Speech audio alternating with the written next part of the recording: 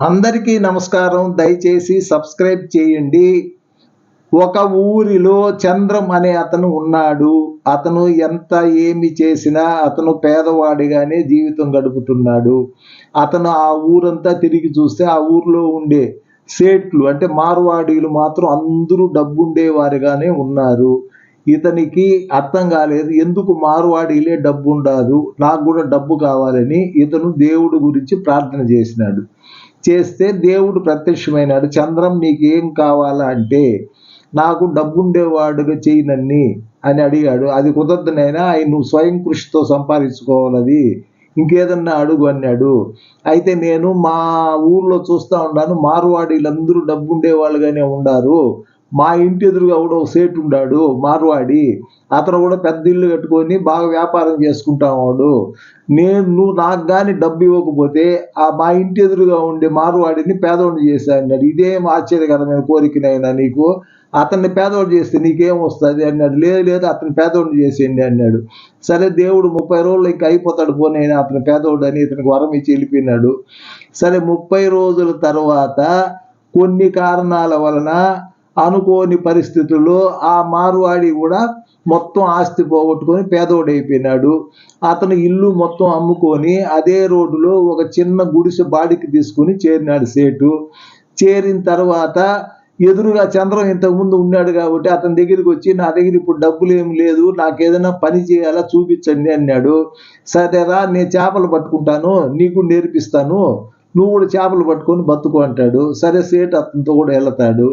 వెళ్ళిన తర్వాత చంద్రం ఒక 4 గంటలు పట్టి సరిపోయింది, నాకు ఈరోజు ఖర్చుకు మా కుటుంబానికి ఖర్చులకు అన్నిటికి సరిపోతుంది, ఇంక నేను వెళ్ళిపోతాను అంటాడు. సరే సేట్ ఏమంటాడు, నువ్వు వెళ్ళిపోనైనా నేను పట్టుకుంటాను ఇంకా అని చెప్పి ఇంకా అతను ఎక్కువ గంటలు పనిచేసి ఎక్కువ చేపలు పట్టి అమ్ముకుంటాడు. ఈ విధంగా కొంత డబ్బు కూడబెట్టుకొని తర్వాత అతను ఇంకా కొంతమంది చిన్న వాళ్ళని మాట్లాడుకొని, నాకు చేపలు పట్టిస్తే మీకు ఇంత ఇస్తానని చెప్పి ఇతను పట్టు వాళ్ళ దగ్గర పట్టిస్తూ ఈ మొత్తం అమ్మి ఎక్కువ డబ్బు సంపాదిస్తాడు. సంపాదించి కొన్ని రోజుల తర్వాత సేటు మళ్ళీ అదే ఇల్లుని వీడింటి ఎదురుగా చంద్రం ఇంటి ఎదురుగా ఉండే ఇంటినే మళ్ళీ కొనుక్కొని మళ్ళీ మామూలు స్థాయికి వచ్చేస్తాడు.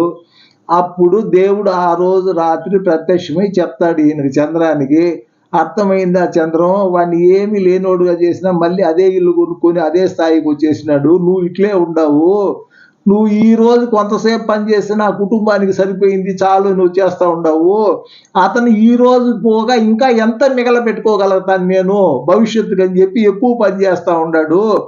ఈ విధంగా అతను ఎప్పుడు ఆలోచించి ప్రయత్నిస్తూ సంపాదిస్తూ ఉన్నత స్థానానికి ఎదుగుతున్నాడు. సేటుకు నీకు ఉండే తేడా ఇదే చంద్రం అని దేవుడు చెప్పాడు. అంటే దీన్ని బట్టి ఏమర్థమవుతా ఉంది, సేట్లందరూ ఏము లేనప్పుడు స్థితి నుంచి కష్టపడి కొంత చేర్చి పెట్టుకుంటూ ఉన్నత స్థాయికి ఎదిగి వారు వ్యాపారంలో డబ్బులు ఉండే వాళ్ళుగా ఉన్నారు. మిగతా వారు ఏ రోజుకు ఆ రోజు ఆదాయం వస్తే చాలులే ఇంకెందుకులే మనకని దానిని అటు కాకుండా ఇంకొంచెం ఎక్కువ ఆదాయం వస్తే దాని వీరి విలాసాలకు అంటే మన ఆరోగ్యాన్ని చెడగొట్టే మద్యం మందు కొట్టడము, ఇంకా సిగరెట్లు తాగడము, ఇటువంటి అవసరాలకు అన్నిటిని వాటిని ఖర్చు పెట్టి వీళ్ళు ఏ రోజుకు ఆ రోజు సాయంత్రానికి పాపరవుతున్నారు.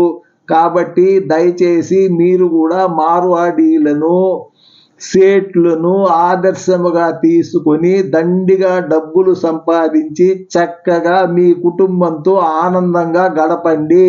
దయచేసి మీరు సబ్స్క్రైబ్ చేయండి. థ్యాంక్ యూ, నమస్కారము.